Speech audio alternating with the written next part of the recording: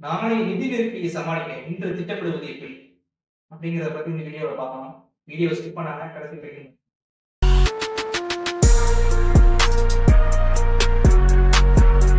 First வருமானம் மற்றும் செலவுல பதிவு செய்யுது. எவ்வளவு வருமானம் வருது, ஒரு நாளைக்கு என்ன செலவாகுது அப்படிங்கிறத எழுதி வைக்கணும். ரெண்டாவது அவசர நிதி, எமர்ஜென்சி ஃபண்ட். 6 மாசம் செலவுக்கான தொகையை சேமிக்கணும். நெருக்கடியில இது பெரும் ஆதாரமாக இருக்கும். மூணாவது தேவையற்ற செலவுகளை குறைக்கணும். நம்ம பண்ணக்கூடிய செலவுகள்ல பெரும்பாலும் தேவையில்லாத கண்ட்ரோல் பண்ணணும். நாலாவது மாதாந்திர பட்ஜெட். ஒரு மாசத்துக்கு என்ன செலவாகுது அப்படிங்கிறத முன்னாலேயே திட்டமிட்டு அந்த பட்ஜெட்டுக்குள்ள நம்ம கொண்டு வரணும்.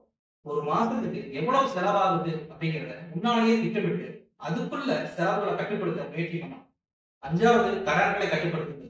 புதிய கடன்கள் எடுக்காம ஏற்கனவே இருக்கக்கூடிய கடன்களை சீக்கிரம் முடிக்கிறதுக்கு முயற்சி பண்ணலாம். ஆறாவது காப்பீடு எடுத்துக்கொள்ளுது.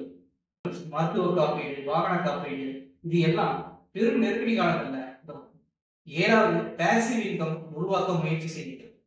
வீட்டில இருந்தே செய்யக்கூடிய online jobs, small scale business, part time jobs, இந்த மாதிரி கூடுதல் வருமானம் தரக்கூடிய வேலைகள் ஏதாவது செய்யலாம்.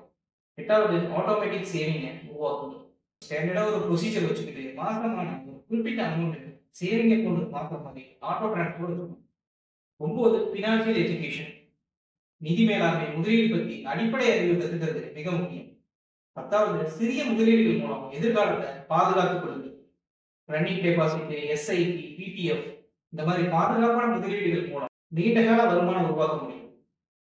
வருமான செலவு கணக்கை பதிவு செய்யறது, 6 மாசத்துக்கு தேவையான அவசர நிதியை சேமிக்கிறது, தேவையில்லாத செலவுகளை குறைக்கிறது, மாச பட்ஜெட் போட்டு திட்டமிட்டு செலவழிப்பது, கடன் கட்டுப்பாடு, காப்பீடு, பேசிவ் இன்கம், ஆட்டோமேட்டிக் சேவிங், நிதி கல்வி, முதலீடுகள் மூலம் நாளைய நிதி நெருக்கடியை சமாளிக்கலாம்.